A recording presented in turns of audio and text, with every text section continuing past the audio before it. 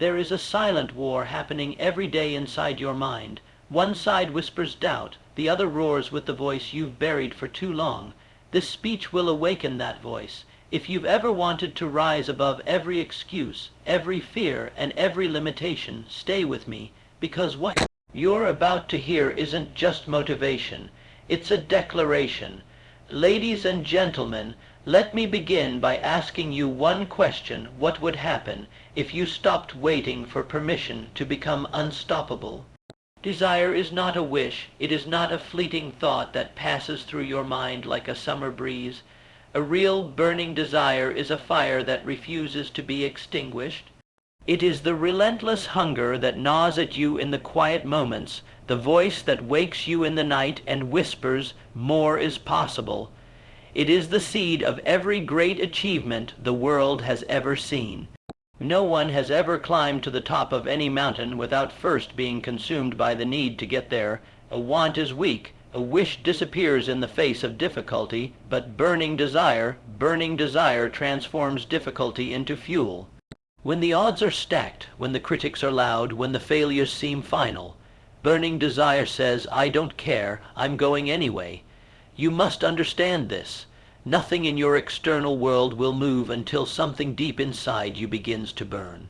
That kind of desire doesn't ask for permission. It doesn't wait for the perfect plan. It demands to be expressed. It doesn't look for comfort. It looks for conquest. The moment you allow that fire to take over, your entire being aligns behind your vision. Your focus sharpens, your doubts weaken, and your energy, mental, physical, emotional, funnels into action with laser intensity. You can't fake this kind of desire. You can't manufacture it by reading a quote or scrolling a screen. This desire is born from deep within. When you finally get honest about what you want and admit that you will not settle for anything less, it's when you stop making excuses. It's when you stop bargaining with your goals. It's when you say, "I'm not interested in trying. I'm committed to becoming." The world doesn't reward lukewarm ambition. It rewards the ones who are on fire. Burning desire is what makes you immune to distraction. While others scroll and stall, you move. While others fear failure, you look it dead in the eye and say, "You're not enough to stop me." Because when the desire is real, when it consumes your thoughts, invades your dreams, and demands expression, you don't just want to win. Everything you experience, everything you pursue, and everything you believe you can or cannot do, begins in one place, your mind. It is not just where thoughts happen. It is the command center, the operating system. The throne room. It is the place from which your entire life is shaped, ordered, and executed. Your mind isn't passive. It doesn't wait to be told what to think. It is constantly working, constantly constructing meaning, constantly filtering the world around you through one powerful lens, the one you programmed, and that programming, whether done with intention or through neglect, becomes the code that runs your entire life. You don't see the world as it is. You see the world as you are. Two people can walk into the same room, see the same opportunity, face the same challenge, and one will find a reason to fight while the other finds a reason to flee. Why? Because the command centers are running different programs. One has been conditioned to believe in limits. The other has been trained to seek possibility. If your mind is filled with fear, you'll find danger in every direction. If it's filled with doubt, you'll question your every move. But when it is trained, when it is filled with vision, conviction, and belief, then obstacles become puzzles to solve, not walls to stop you. Reality begins to bend not in your favor by luck, but by focus, because what you repeatedly dwell on, you begin to feel. What you feel, you begin to expect, and what you expect, you begin to attract, to chase, to create. Thoughts are not harmless. Thoughts are orders. Your nervous system doesn't know the difference between a thought repeated with emotion and a lived experience. It responds to both with the same chemical reality. You think in defeat long enough, you become it, but you think in victory, in persistence, in power, and you start to walk differently, talk differently, act like a person who already knows they were made to win. Your mind is your first battlefield, and the enemy is not out there. It's the inner voice that says, that's not for you. You've failed too many times, you're not ready. That voice has lived rent-free for far too long. But it's not the truth. It's just an echo from a past you didn't choose. You are the commander now, and commanders do not take orders from doubt. They give direction, they set vision, they enforce discipline. They don't react to fear. They lead through it. Your outer world follows the rhythm of your inner world. What you believe determines what you attempt. What you attempt determines what you attract. What you attract becomes your reality, not because you wished for it, but because you built it from the inside out. A mind that is scattered cannot conquer. A person divided in intention, unsure of their destination, will always be at the mercy of distraction, delay, and defeat. But the one who moves with purpose, absolute, unwavering, definite purpose, becomes a force too precise to be stopped. There is nothing more powerful than a human being who knows exactly what they want and refuses to accept anything less. Definiteness of purpose is more than having a goal. It's more than writing something down on paper and calling it a dream. It is the deep, immovable decision to direct your life toward a single point of impact. It is clarity in a world addicted to confusion. It is focus in a world chasing everything and catching nothing. Purpose is not something you casually discover. It is something you claim, something you decide, something you commit to without apology, without backup plans, and without the option to quit. People fail not because they lack intelligence, resources, or talent. They fail because they lack direction. They jump from idea to idea, task to task, path to path, never giving their energy long enough to build momentum. But the one with definite purpose is different. They move like an arrow, fast, straight, unbending. Every decision is filtered through one lens. Does this move me closer to the goal or farther away? Definiteness of purpose eliminates distraction. It removes confusion. It makes the complex simple. It strips away the unnecessary and shines a light on what truly matters. When you know your purpose, when it's etched into your mind with clarity and conviction, you don't waste time. You don't chase approval. You don't doubt your direction every time resistance shows up. You lean into it because the goal is bigger than the pain. When your purpose is definite, you don't beg for motivation. You don't need someone to remind you why you started. You wake up knowing that what you're building matters, that the mission is non-negotiable, that you are not just existing, you are constructing, every day, a life that reflects your intention. That kind of purpose is magnetic. It pulls opportunities, it attracts allies, it bends circumstances. It becomes a gravitational force that the world eventually begins to orbit around. There is no greater fuel than clarity of direction. When your why is strong enough, you will endure the how, no matter how brutal it gets, and the moment you decide that you are no longer interested in drifting, the moment you anchor yourself to one outcome, one target, one unshakable vision, everything else begins to shift. Your energy, your focus, your language, your habits, your circle, everything starts aligning to serve the mission, not the mood. Most people don't lose to life, they lose to indecision. They are pulled by every new trend, every fleeting emotion, every doubt whispered by people who never chose their own path. But when you stand firm in what you've chosen, when your purpose becomes your compass, not your convenience, you become dangerous. You become disciplined. You stop trying to fit in and start building something that will outlast opinions, setbacks, and even seasons of failure. A person with definiteness of purpose doesn't need to explain themselves constantly. They speak through movement, they communicate through action, they let results talk and let focus lead. Because their mind is already made up, the vision is locked in, the war has already been won in the mind, and now the body is simply catching up. Faith by itself is the spark, but a spark alone doesn't light the fire. It's the beginning, not the end. It's the ignition of a possibility, a vision, a future not yet visible to the eyes but fully alive in the imagination. Faith is the knowing before the knowing, the belief before the evidence, the certainty that defies circumstances. But faith without movement remains an idea. It remains potential energy locked in place, waiting for the force of will to unleash it.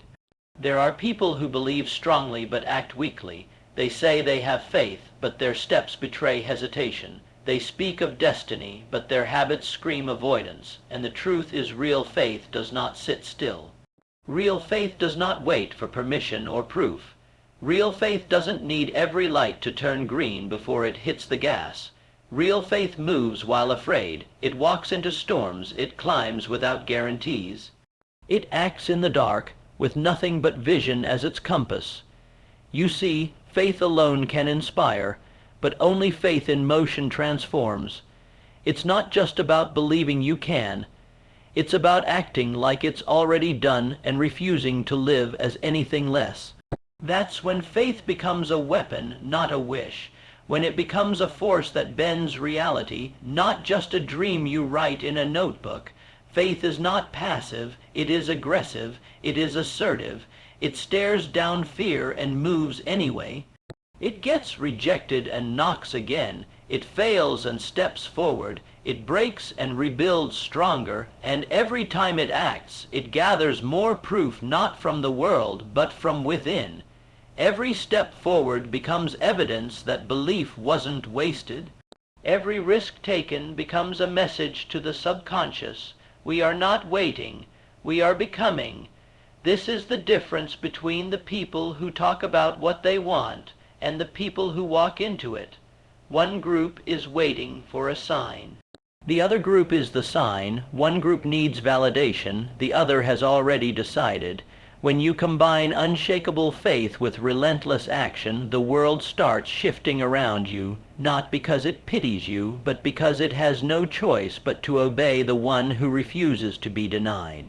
Faith, when it stands alone, is beautiful, but faith that builds, faith that climbs, faith that fights, faith that shows up every day, that kind of faith becomes a weapon. It becomes heat. It becomes pressure. It becomes a relentless, grinding force that wears down doubt, outlasts delay, and breaks through resistance that others spend their lives avoiding. It's not about acting because it's easy. It's about acting because it's required. Because faith says, I don't need the path to be clear. I just need my step to be firm. Faith says, I don't need the support of the crowd. I've already got the support of the vision. Faith says, I might not know how long this road is, but I know exactly why I'm on it. Faith, when real, refuses to sit back and hope. It builds, it moves, it attacks the impossible with full intent. It invests before the return. It sacrifices before the reward. It digs before it sees water. It plants before it sees growth. It trains before the opportunity shows up, because faith doesn't wait to see it in the world before becoming it in the spirit.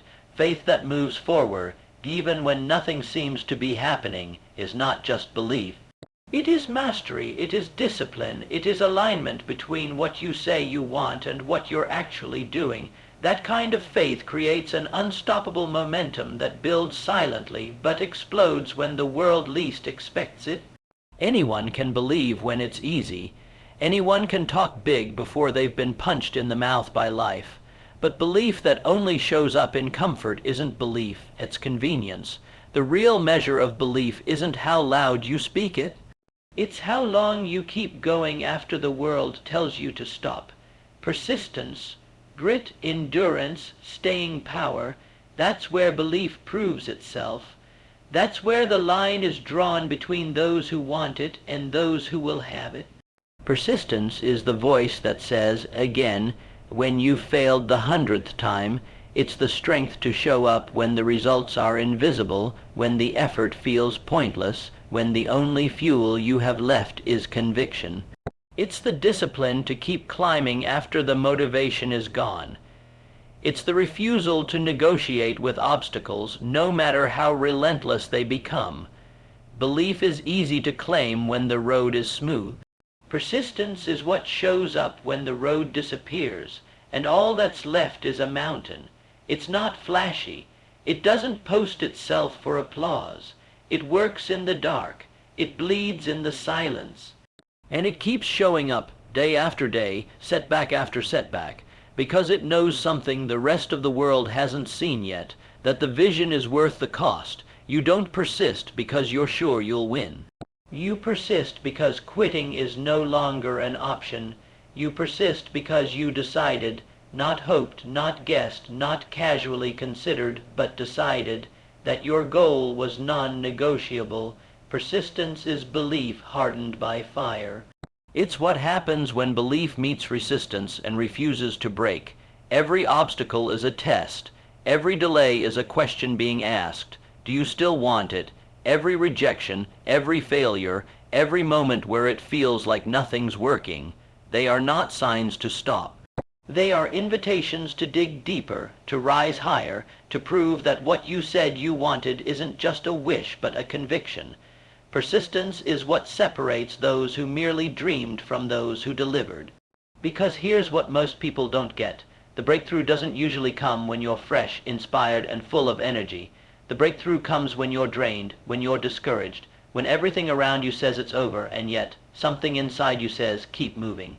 That moment right there, that is belief proving itself. That is what gives birth to champions, not the comfort, not the hype, but the decision to persist in the absence of reward.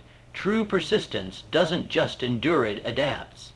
It evolves, it learns from failure, it studies rejection, it upgrades after every defeat. It doesn't run from resistance. It absorbs it, transforms it, and comes back sharper, because persistence isn't blind effort. It's intelligent, evolving pressure, it's consistency with strategy, it's obsession with patience, it's fire under control. You won't always feel like persisting, and that's exactly why it matters. Anyone can move when they're fueled by emotion. But the ones who win are the ones who move without it. The ones who lace up their boots not because they feel inspired, but because the mission demands it. The ones who don't wait for the perfect day, the perfect mood, the perfect opening. They keep going, especially when it's hard, because they're not loyal to how they feel. They're loyal to what they committed to. There is power in a declaration. Not just empty words, not shallow motivation, but a command from within, spoken with authority, spoken with intent, spoken as if the very cells of your body are listening. When you say, I will win, you are not predicting a possibility. You are programming an outcome. You are giving your mind, your body, your spirit, and your energy the instruction to rise. It's not a wish. It's a statement of identity. Declare it. Because nothing changes until you open your mouth and speak into the void with power. The world around you responds not to your silence, but to your conviction. The mind responds to repetition. The soul responds to energy. The nervous system responds to certainty. When you speak, I will win, with absolute clarity, you begin the process of turning belief into biology. You begin to align your thoughts, your behaviors, and your decisions with the identity of a champion. But you can't just say it. You have to feel it. Words without feeling are hollow. It's not just about saying, I will win. It's about meaning it with every fiber of your being. It's about generating the emotion of victory before the results arrive. It's about walking, breathing, thinking, preparing, and pushing as if the outcome is already written in your favor. Because to the subconscious mind, emotion is proof. When you feel it, you teach your body what it means to become it. Emotion is the fuel, it's the voltage, it's the signal that tells your mind this is real, and the more you feel it, the more real it becomes. You visualize the moment, you rehearse the win, you step into the state of victory over and over again, until it feels familiar, until it feels natural, until anything less than winning feels foreign. That's how you condition yourself to rise. That's how you bend your habits, your standards, and your surroundings to match the image you've chosen. And when your declaration meets your emotion, when your belief is backed by movement, that's when you start to become it. You don't become a winner when the trophy is handed to you. You become a winner when your habits shift, when your posture changes, when your self-talk evolves, when your preparation becomes precise, when your time is no longer wasted. When your words are no longer weak, when your environment is no longer chaotic, you become it in the quiet, in the grind, in the repetition. Becoming is a process, but it begins with a stance, a defiant decision in the face of doubt. A loud "I will win" in the middle of delay, a committed identity when the world tells you to settle. You train like a winner, you speak like a winner, you endure like a winner, not because you're pretending, but because you're stepping into who you've decided to be. Most people are waiting for permission to win, waiting for circumstances to get easier, waiting for someone to believe in them first. But the ones who rise, the ones who break through, the ones who take the crown, they don't wait for proof. They create it. They don't echo the doubt around them. They override it with inner certainty. They say, "I will win," until everything inside them aligns with that reality. This declaration is not noise. It is a signal to your system, to your standards, to your goals. It is the blueprint, the command, the internal shift that must happen before the external shift appears. You want change, then stop whispering. Stop negotiating. Stop hoping someone else says it for you. Say it yourself out loud, often with power, with presence, with pressure, until there is no gap between what you say and who you are. Now go not with fear, not with doubt, but with the unshakable truth that echoes louder than every obstacle. I will win.